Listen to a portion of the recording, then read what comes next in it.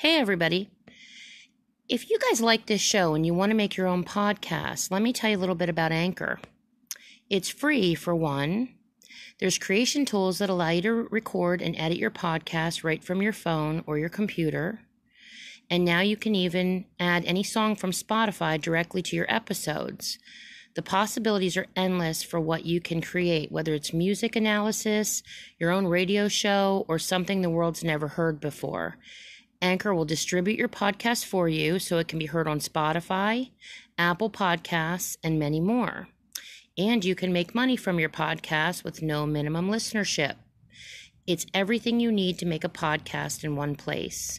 Very easy, very enjoyable platform to start a podcast on. Trust me.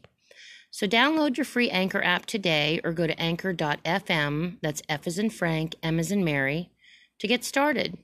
Check it out, you guys. It's worth it. Hey, guys. Welcome to In the Dark. It is about 12:16 in the morning on the 14th of September. You might hear me moving around here a bit. I'm kind of doing things. I'm multitasking while I'm doing my podcast. I'm a little nervous to do one tonight. I don't know what's going on with me. I woke up, it was about 2 days ago. It was September 11th. I woke up and I was just absolutely exhausted to a point of just fatigue. Like, there's different levels of fatigue you get hit with. I mean, there's sometimes you're just tired. Sometimes that, like if you have an autoimmune disease, that something's hitting you and, the fatigue is just like off the charts. And there's other times you get like where you're sick. Maybe you're coming down with something. There's like all these levels of stuff that we deal with. And I woke up feeling like I could not put my finger on it. I could not put my finger on what was causing me to feel. It wasn't even just fatigue. It was like down. I was just really, really down, like real depressed and dark. I felt real dark. Hang on, I'm closing the door here. My son is up playing video games, so I am latching that door because he sounds like a nut job. The other night, I actually was trying to do a podcast for you guys last night, and I got partway done, and he's in a room above me, and that's his office, like his computer room, and he just starts going to town. I mean, just hooting and hollering and laughing and carrying on. And I was like, and I told you guys during the podcast that this was happening, but it just kept getting worse and worse. And I finally just cut it off. I was like, okay, I'm not doing this tonight. So, I was going to do it after I was done, just kind of yelling at him, not in a mean way, but just saying, hey, I'm trying to do a podcast here. And then I opened the door to Matt in the kitchen, just cackling and laughing too. I think he had a couple too many drinks, and I'm just like, okay, I just give up. I'm not doing this tonight. So it was comical, but it was like, wow, so anyway, so I woke up September 11th and I felt really, really exhausted, and it was a heavy, heavy fatigue. It was something that was like depression, and I don't know what happened there. I really don't. I just don't know what happened there. But I felt that actually, when it was all said and done, I felt that it was September 11th. I felt that maybe I was just empathing all this energy, with everything that's been going on with, the election stuff and all the hate between the parties now. And, then, just everything. And then COVID hitting, and everybody's just, really upset about all that and feeling like we're never going to get back to normal again, which we may not. I don't know. I don't see how we are, but I mean, that would be great if we did. But, so I had that feeling. And then the next day I woke up, which was yesterday, and again, I was so emotional, like just wanted to sit and cry. I don't even know why. Like everybody kept saying, I went to visit my kids both days. I went to talk to all of them, or tried to. And, the first day I went to see my son, and I spent the day with him on September 11th, and that made me feel a little bit better. And then the second day, which was yesterday, I went to see my other daughter and my one daughter, and she, it just, it helped a little bit too. Like the drive did too. I spent like hours just driving, and I just felt like just really super emotional, reminiscing about my life, you know, regrets, things that I miss, oh God, the people that I miss, the times of old when I was a kid and that kind of stuff. So I don't know. It was just one of those times, but it was just a really rough time. And I really believe that the emotion of September 11th, I believe that it had a play on this. I think that it did something to me. So, I wanted to tell you guys too, I wrote a Halloween book. It's a little kid's story. I don't know if any of you have children. I'm in the process of writing a book called The Legend of Christmas and the First Flying Reindeer. It's a long title. I've had a radio station offer to read it if I get it in. And this was even like 2 years ago. I was talking about this. The problem I'm having is I'm trying to do the illustrations, and I'm just trying to find time to do these illustrations, and these illustrations can take time. I mean, this stuff is time consuming. I actually was hired by a children's book illustration company to be on a list to do illustrations for people. The one I did called The Hairy Pumpkin. This one is a Halloween story. It's on Amazon. It's only on for Kindle or, to read online, but I'm working on now getting the ISBN number so that once I get the ISBN number this week and submit it to Amazon, they can start printing them for people. I don't know what the quality is going to be like. I've never used Amazon printing. I have no idea what it's like. So, I'm going to have to buy a copy of it first to see if I like it. But it's on there. It's called The Hairy Pumpkin, and it's by Tracy Bush. And it's a cute little Halloween story. It's a little long. I did all the illustrations myself, but it's a little story about a little pumpkin named Ferris Fields that has, kind of an identity crisis. He's born with a defect.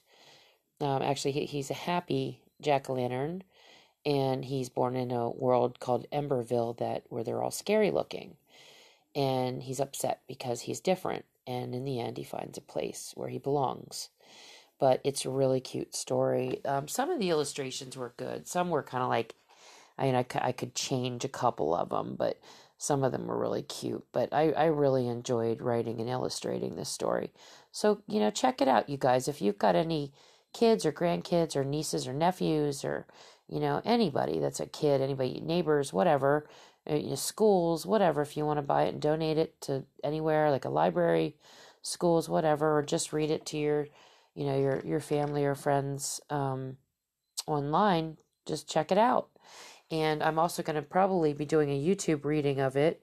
Probably in the next couple weeks, I'm going to have that up. I'm going to just do, have some decorations with pumpkins and candles and some neat stuff for the setting. And I'm going to read the story on YouTube.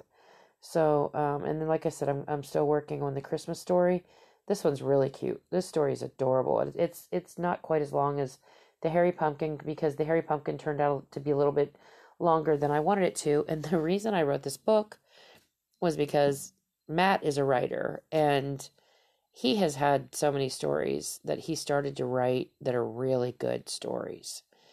And this shows you the power of the consciousness because he talked about and has written down a book about a man named John Archer. This was decades ago. And then a movie came out with a man named John Archer.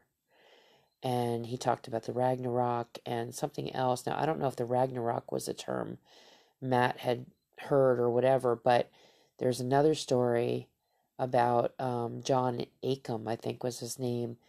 And he was like a fighter that came from heaven. And he has gotten some really good stuff. But anyway, so this story came out too with a man came out with this name and the basis of his story. So it's like the power of consciousness. Like if one of us thinks about something, there are other people out there thinking about it. And you need to get it out there because if you don't, somebody else is going to. And Matt has proven that to me time and time again. So I have another book I'm working on too that's a really good script. I've been trying to work on that. I just haven't had the time to get this stuff completed.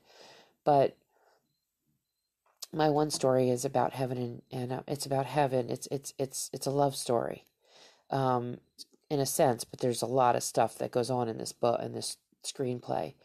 Um, but the other one, like I said, just I'm going to try to stick to the kids stuff just for this season. I'm going to try to get this Christmas story out there first. But I would really love for you guys to check out the Harry Pumpkin. It's really cute. So anyway, now that I've taken up enough of your time, I would like to talk to you today about Men in Black. I want to read you something I wrote down. Today we have watchers. Thousands of people have seen them. Hundreds have come into contact with them. There are comic books, games, and movies all about them. We know them as the Men in Black. Their origins can be found dating back from the 1940s as UFO sightings increased. Anyone having reported seeing UFOs started to be contacted and threatened by sinister men in black suits. Over the years, very few facts have ever emerged about them. They are thought to work for a secret government department, and yet they are seen across the world. They have strange superhuman powers. They come and go as they please, appearing and disappearing like ghosts. They are referred to by some as demonic beings. They have strange features, and some have odd skin. Some of them have skin that doesn't even look like they fit their face, from some reports.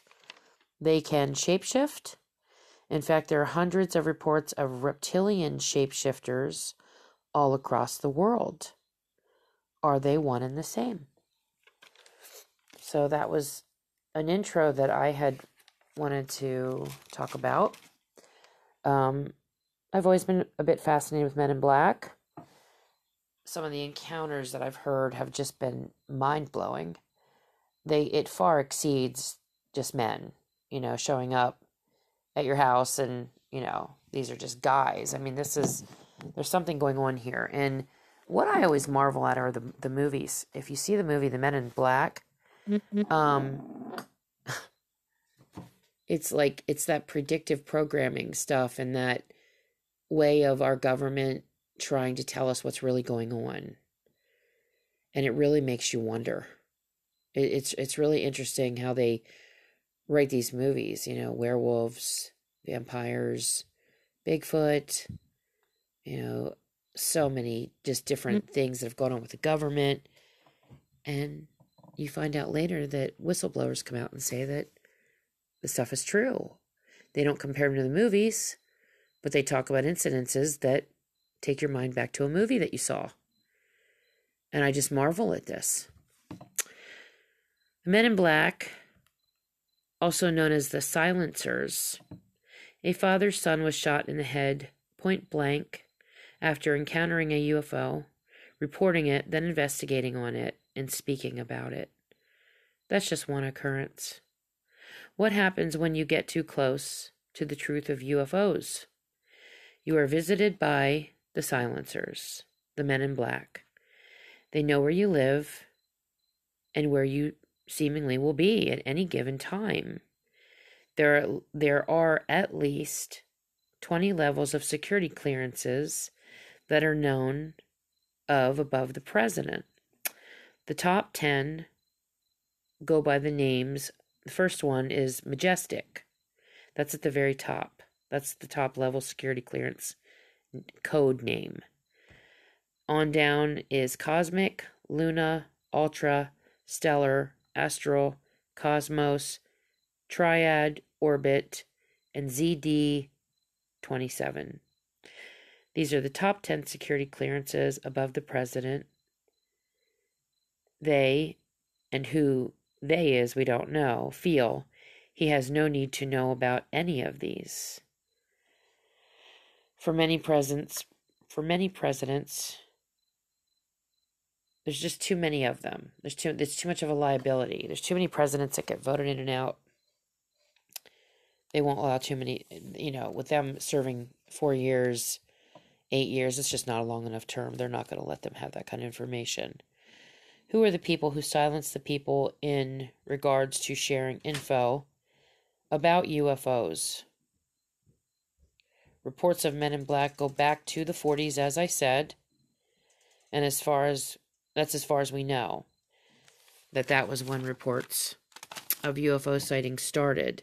And coincidentally, when reports of men in black started, they seem more mysterious than the UFOs are themselves. There you go back to our movies again. Like I said, it just blows my mind how it just everything seems to line up with these movies. We know that they're real, too many cases, and even shots on video. So there's just so many cases of them. It just doesn't add up. Okay, guys, I'm sorry. I had you can tell by my voice the way it trailed off. I got distracted there. Every now and then, my kid or grandkids or whatever will pop their head in, and it completely threw me off there. Okay, so as I was saying, the men in black are real. There's too many cases and even shots on video. They typically play good cop, bad cop. One seems to be a big brutish type, one smaller, quieter, maybe kind of along the lines of a nerdish type. They use fear and intimidation to silence anybody, I would basically say, in my opinion, they use fear and intimidation to silence, and let me say this very clearly, victims of encounters that call for help and are shaken up very badly. They're already shaken up. And here they call the men in black to get help, or they don't call the men in black. The men in black are typically sent in by whoever else was called initially to get help. Like it could be the forest rangers, it could be police officers, whatever. A victim will call, or victims will call them. And then if it's an odd report, like a Bigfoot sighting or whatever, then all of a sudden the men in black show up. So these people are already shaken up, they're already upset, and these people come in and they intimidate them and scare them. And then they stalk them. They go as far as ruin reputations, freeze bank accounts, tap phones, and have even been blamed on killing people, or said to kill people. They will stop at nothing to silence people. They've even harmed friends and family as well. There are reports of them being government officials, hybrids, part alien, part human, or outright alien. In the beginning, they showed up just to retrieve information, then it progressed to outright silencing people. The same has been happening with Sasquatch and Dogmen and other encounters as well. They just, whatever type of encounter that somebody has, it isn't just aliens and UFOs anymore. It's all of it, but they all seem to be interconnected. Remember what Robin told me, what I was telling you guys? She said that the Bigfoot and the Dogmen are part alien, put here to work for the ETs to watch us and report back. They rebelled and the ETs now hunt them. Most get hunted. Think, why are men in black involved and investigating? Why do we have government agents and hunters hunting them? It all lines up. If you think about the connection that Bigfoot seems to have with aliens, it just all seems to line up. So I don't know. I don't know. This stuff is just, there's so much stuff. There's just so much going on. Back in 1987, a radio broadcaster named Danny Gordon just took shots of 4 objects in the air and broadcasted it. He took some pictures. The men in black suddenly stepped into his life. All he did was take pictures in a shopping center. He was one of a handful of people who saw them, but he broadcasted it. Millions were hearing about it, and then strange things started happening to him. The negatives that he had, he was called by a government agent, CIA. They identified themselves as CIA. He would actually get many calls, cars following him, threats, and his son was actually shot in the head at a party. Danny Gordon stopped talking after this. They were sure at the party, the people that were at the party said when they tried to get some information on who shot Danny's son, there were people that reported there were people there that were dressed all in black, in suits. They were pretty, and then they stopped reporting it like that. They changed their stories. So something really happened there. At one point, he was called to meet with a CIA agent. And when he got there, he left his negatives at home, but he took the pictures. They asked him to bring his pictures. And when he got there, they asked him if he brought his negatives. He said no. And when he got back home, his negatives were all missing. Just the negatives of the UFO sightings. Nothing else. No other negatives, no other pictures were missing. Nothing else was missing. He definitely knew that that was the agents that had done something. There's too many witnesses have had sightings, reports, encounters, and then men in black show up. And then the harassment begins. Timothy Beckley took an authentic picture of the men in black in Jersey City, 1968. UFOs had come down and landed in a park. Really close. Like, the people that were there saw this really close up. Jack Robinson was the lead investigator on the case. And there's indeed, in the picture, you can see that there's a photograph that was taken, and you can see there's a man in black. He's standing in this doorway in between, like he's on the street, looking up, dressed in a black hat, black suit, black tie, white shirt, looks like black pants, probably black shoes, standing in front of a silver car. They seem to either drive silver cars or black cars. They're very shiny, pristine. People that see them report that the cars have no dirt on them whatsoever. Even if they've been through like a desert, through mud, these cars don't seem to ever get a scratch, a dent, or a speck of dirt on them. Same with the Men in Black's outfits, their shoes even. They said they are mirror shiny. So this Jack Robinson was the one that was the lead investigator. He was the lead man in black. And the picture definitely shows a man in black, just like in the movie. Many witnesses claim they seem unnatural, as if they are something else in a skin suit. Some have even claimed that you can tell that they have a skin suit on, that the skin is not fitting properly to their eyes. It's not lining up properly. Microwaves. There's another story about men in black that showed up at some guy's house out in the country, and he had a microwave. They were deathly terrified of this microwave. They would not even get anywhere near this microwave. The guy was actually using it, and they almost seemed panicked, he said. They basically left the whole area while he was using it. They would not stand anywhere around the microwave whatsoever. He said they seemed extremely afraid of microwaves. I'm not sure why. So Beckley claimed he went to approach the men in black, and they just disappeared. The guy that was standing in the doorway that they had gotten the picture of, he went to go up to him to talk to him, and he literally just disappeared. The photo was analyzed and shows to be completely unaltered. Johnny Sands of Nevada, 1976 Las Vegas country singer, sees a cigar-shaped object in the sky. His car then shuts off. While he's under the hood trying to restart it or see what's wrong with it, two aliens approach him, walked right up to him. He tried to run, but realizing he couldn't but he realized he couldn't move.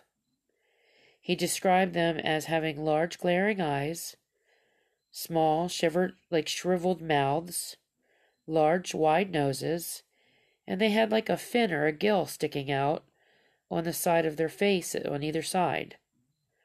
He couldn't figure out what they were, but they looked like fins or gills.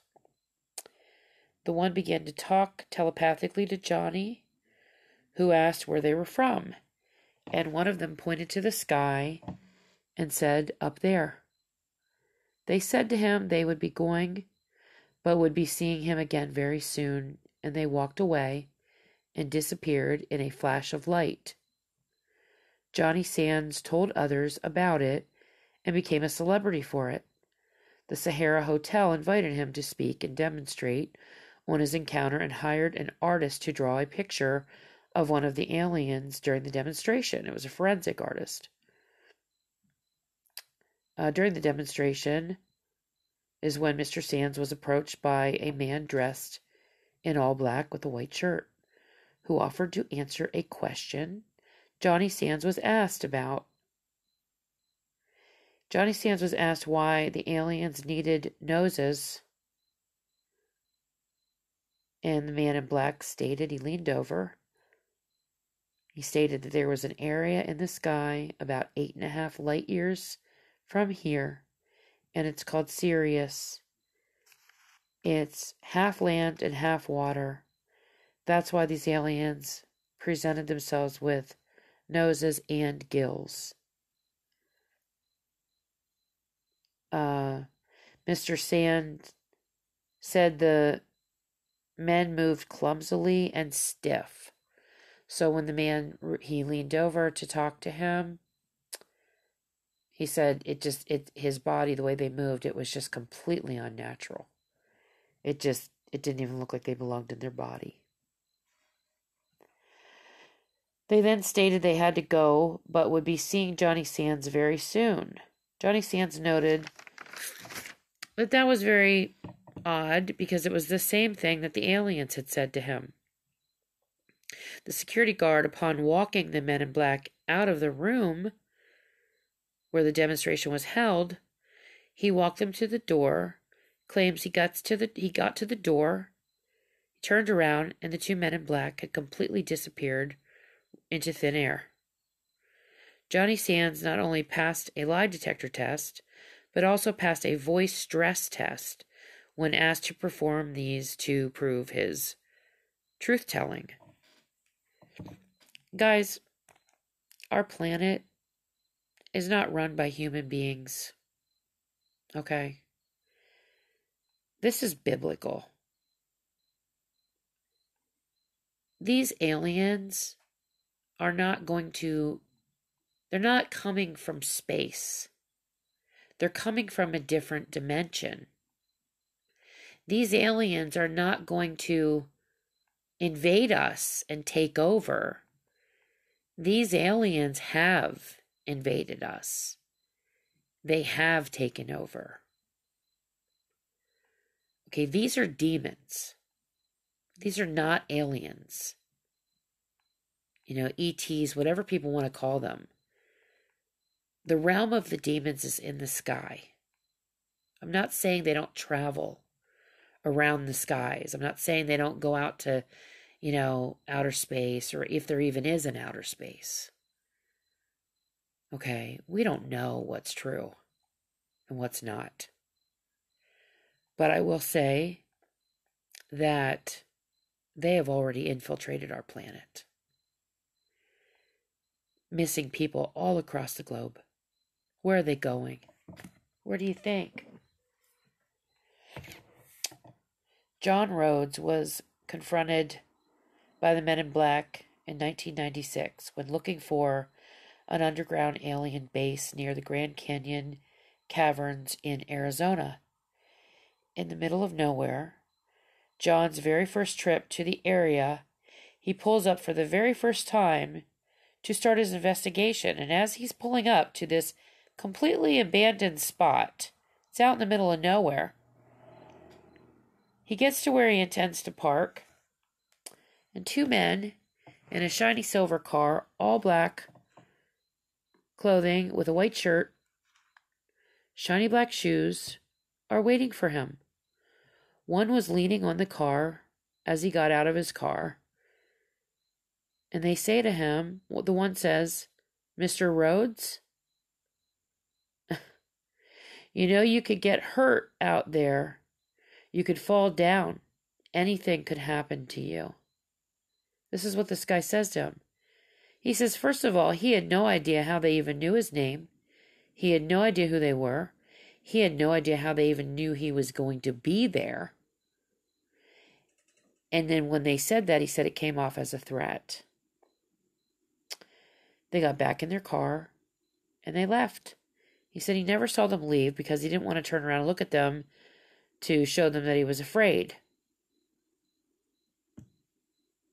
It's just nuts.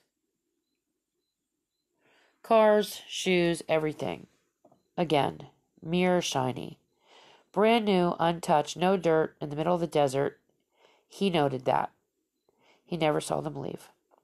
You can't explain this away. 96% of the Grand Canyon has never been surveyed or explored. There's ancient caverns and tunnels and limestone that are perfect for underground bases. A network of underground bases connecting the Grand Canyon to Dulce and Area 51, which are two other areas that are very well known for alien UFO sightings. This is all very possible. All are reported hubs of reverse engineering and alien technology. All three of these places. So how did these men in black know that John Rhodes was even coming? They seem to know everything about everybody that they're interested in, right down to where they're going to be at any given moment. Michael Schratt, a military aerospace historian who in his research has figured out how the U.S. government might be behind the men in black. He claims the men in black are a covert government operation or organization funded by the black budget somehow embedded into the Air Force budget. They get funded from phony front organizations. The so-called black budget is an allocation of money and funding toward the military and intelligence agencies. There's no accountability with these types of transactions or agencies. The Detroit Free Press article read in February 8th, 1987, it stated, "Secret Ledger hides military projects. Pentagon black budget has tripled under the Reagan administration." This was in the Detroit Free Press in a newspaper. So they acknowledged that the secret ledger hides military projects and the Pentagon black budget, they call it, has tripled under the Reagan administration. How did they know this? Where did they get this information? Today's data has shown the black budget has bloomed to over $300 billion per year. Want to know where your money is really going, people? The real question is, what are they using all this money for? From the U.S., the people, the ones left in the dark. Surprisingly, the name of my channel. Why are they using all this money? What are they using it for?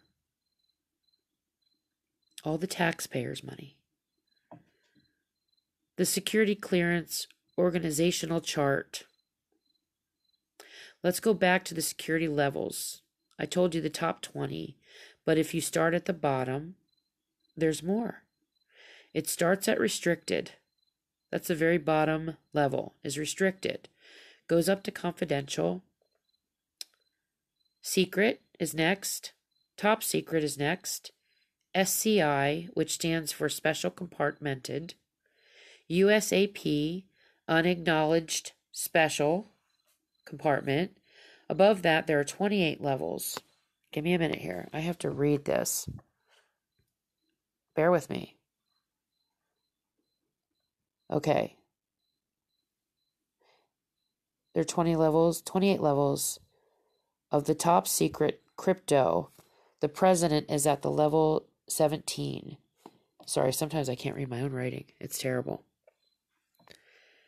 He's cleared for the go codes or the nuclear launch codes, but is in point of fact, there are at least 20 levels above the president, and he has no idea about them, most likely. We can't state for sure he has no idea, but it sure seems like he doesn't.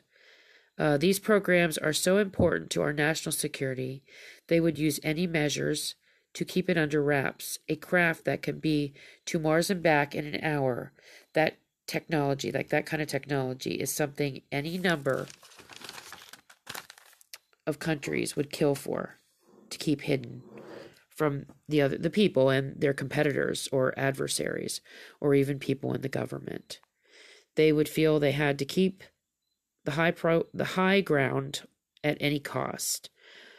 Our people, United States as a people, are expendable to the government. Even, like, think about the soldiers. Even their soldiers. Look at Vietnam, the experiments they did on the soldiers. The treatment of the soldiers now. They take better care of foreigners coming into our country than they take care of the soldiers or the ex-military. Nazis secretly taken in to the Nassau program.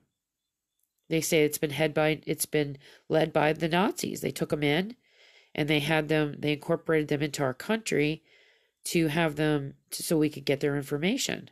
But Nazis taken as war criminals were incorporated into our aerospace and NASA programs.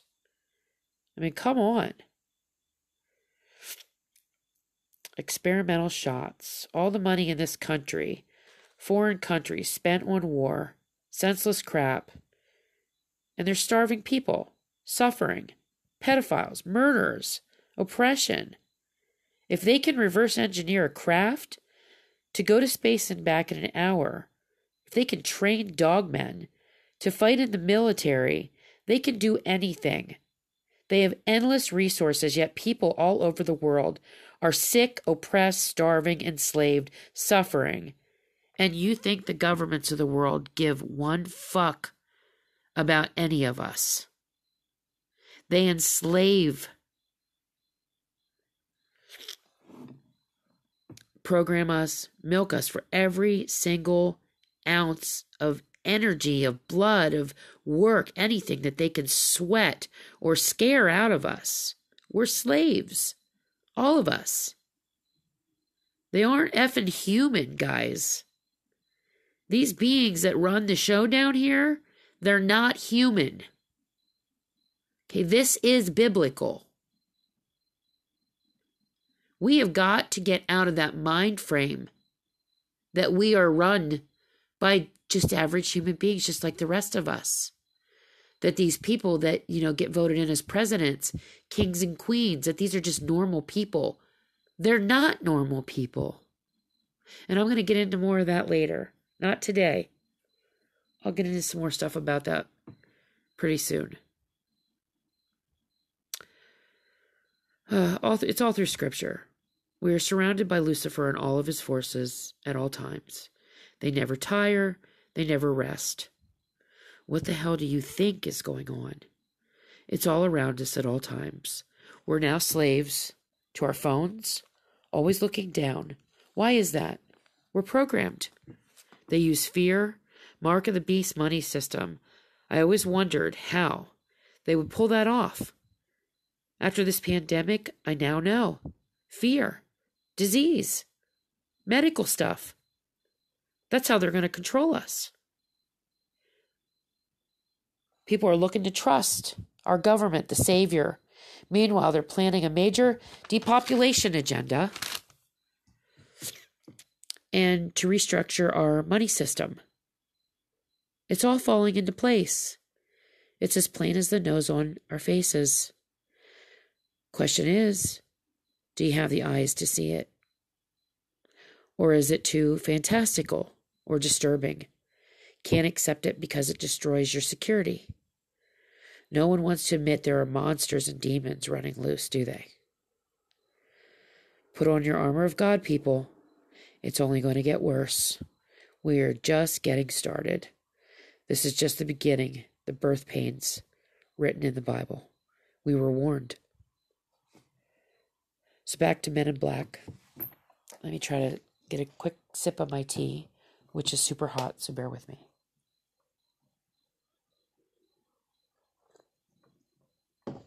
I almost have to slurp it. There's a tendency to believe a lot of the older cases of Men in Black sightings were the best cases. The new cases don't get the same attention because the people who got the closest to the cases of Men in Black in the recent cases that were good ones mysteriously died. They could never talk. None of them were older than their 40s or 50s. The people who got the closest to the truth died.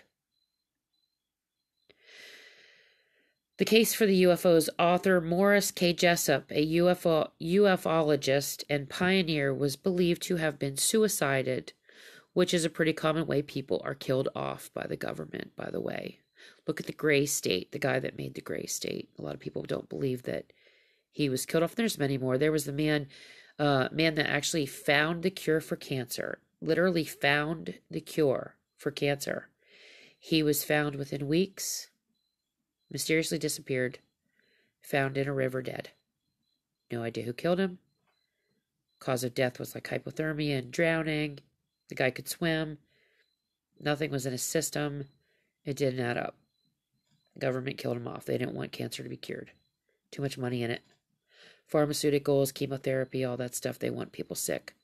First of all, it helps to depopulate the world. Second of all, they make a ton of money off of the medications. Third of all, they love the pain and suffering of the human race. They get off on it. So, Morris Jessup wrote numerous books, and many researchers believe he was silenced. He had no reason to commit suicide whatsoever. When he was found in the way he died, it was so elaborate the police even claimed it had to be murder. It was made to look like a suicide, but it was definitely, in their opinion, it was murder. The researchers who knew of him believe he stumbled upon something that ended up in his book and was silenced by the Men in Black. Frank Edwards was another one, a very famous radio broadcaster. He spoke a lot about UFOs. His life was threatened many times, but he continued to ignore it. He wrote Flying Saucers, Serious Business. It made the New York Times bestseller list, sold over 1 million copies, and he thought it was done really good.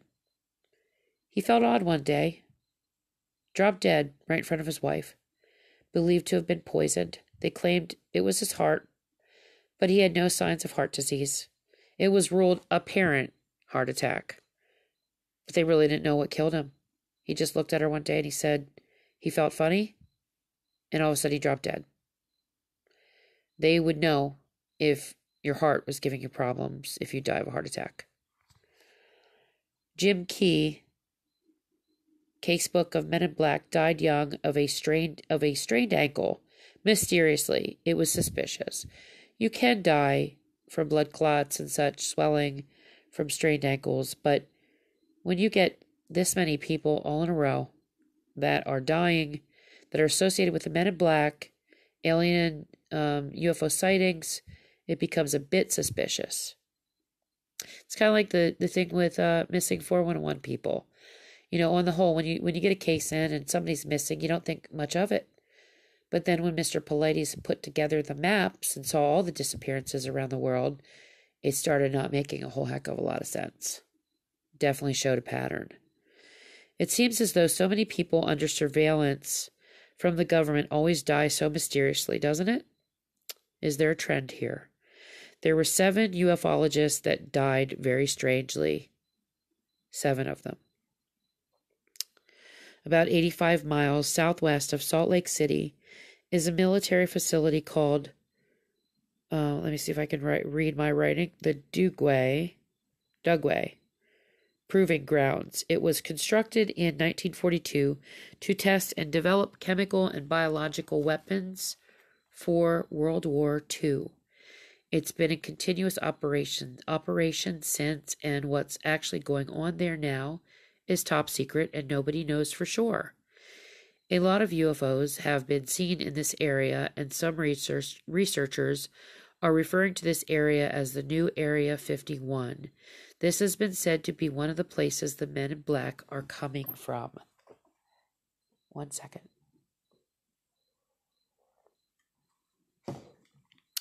Dave Rosenfeld is a Utah UFO researcher.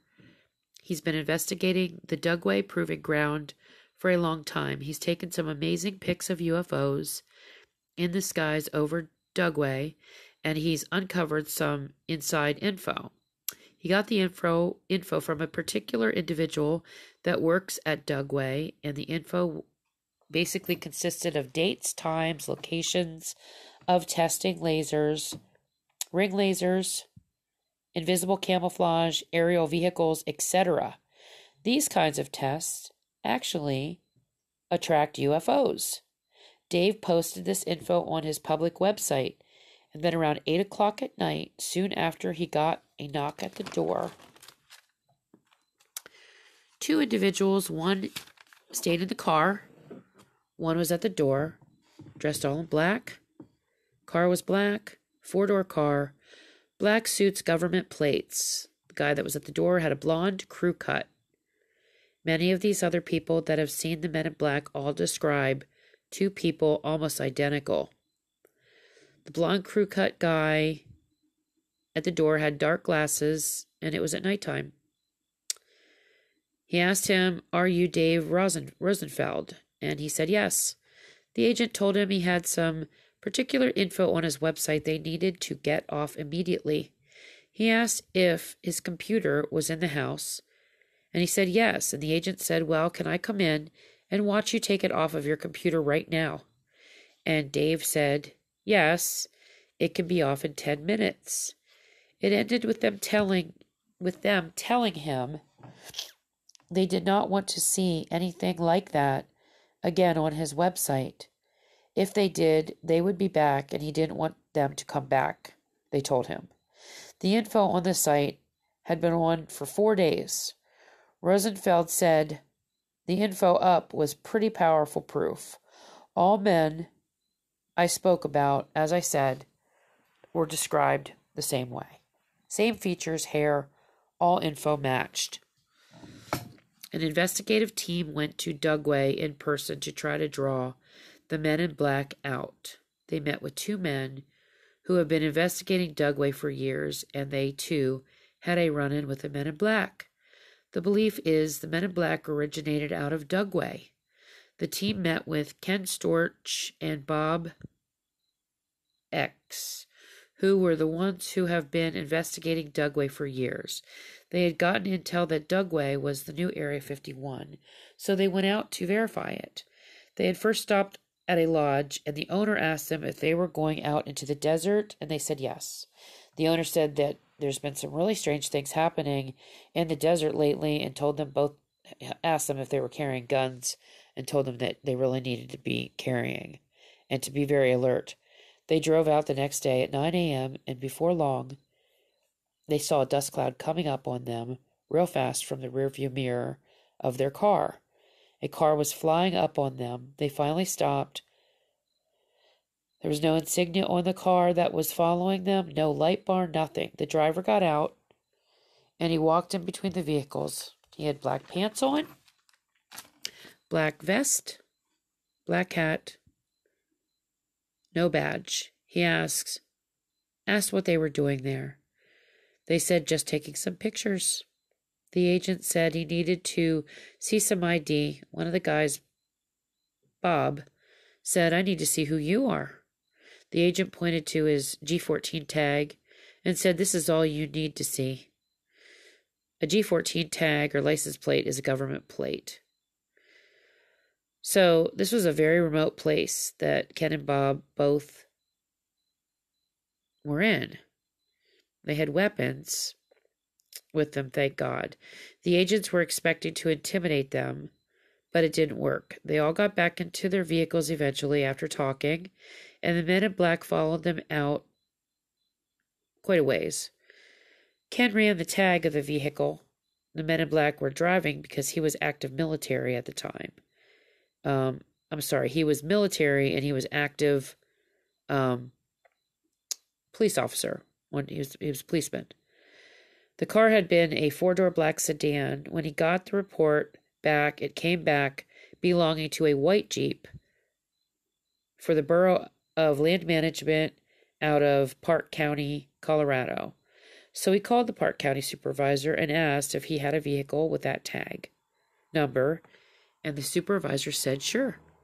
He said he sure did, and that he was looking at it right now.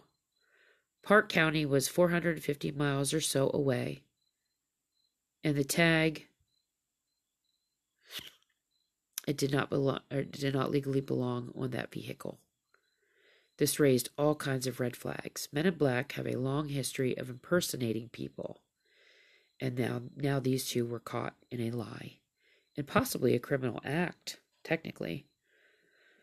What if the G14 plates were actually taken from the vehicle from Park County? As the men were all talking, 2 black, unmarked military choppers came over top of them, and they caught a man in black watching them standing by a truck from a distance. This is some crazy stuff.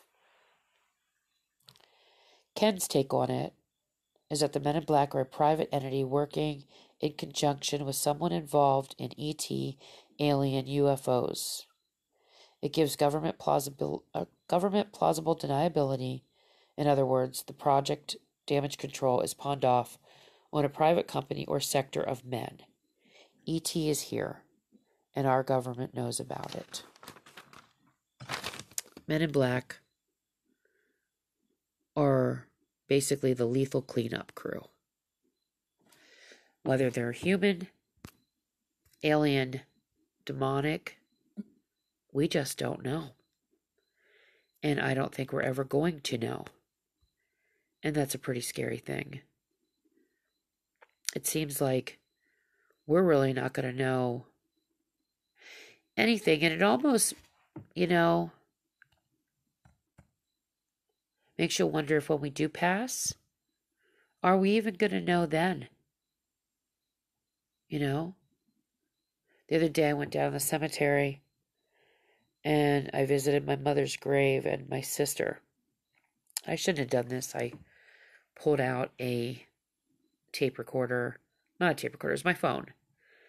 And I took some video of just trying to take some pictures of the area. I was talking to them to see if I could pick up any voices on the recording, and there was nothing. And I was just left me with a feeling that, what if they're we never get the answers when we die? It's really interesting. So I just believe that somehow these men in black and the aliens, the dogman, the Sasquatch, all of it, everything that you see, the cryptids, the creatures that are crawling around, all the videos that catch ghosts, all of it is somehow attached to Satan.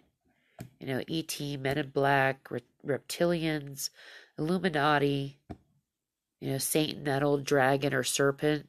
It's all the same look. Slits for nostrils, reptilian skin, black eyes, all interdimensional. Bigfoot's interdimensional. They've been seen mining alien spacecraft, put here to watch us or control us, possibly to keep us out of the forest where their bases are located or different areas they use, instill fear in us, use us for food, experiments to reproduce with, who knows what. It's just interesting stuff. And it makes you wonder where things like reincarnation fit into all this, I still, some of those cases just Mind-blowing. I mean, these creatures walk through walls. They've been seen on video. People have woken up in their bedroom to a reptilian that looked like it was fully formed standing in their bedroom that runs through a wall.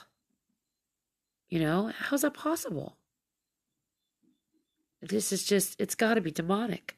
It has to be. So there you have it. But there is, I wanted to do a little bit of a continuation of this.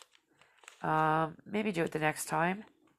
Or I'm not sure what's going on here with some of my episodes, like what I'm planning here. I've got a bunch of things planned. I just am not sure when and how things are falling into place. So I don't want to promise you something and then not be able to deliver on it. But the next couple episodes, I'll continue on with this. There's some other information. Just some theories and things to think about I wanted to add to this. I will be on shortly, you guys. Have a great night. Enjoy yourselves. Stay safe. Say your prayers. Always say those prayers. We need as much help as we can get. Take care, guys.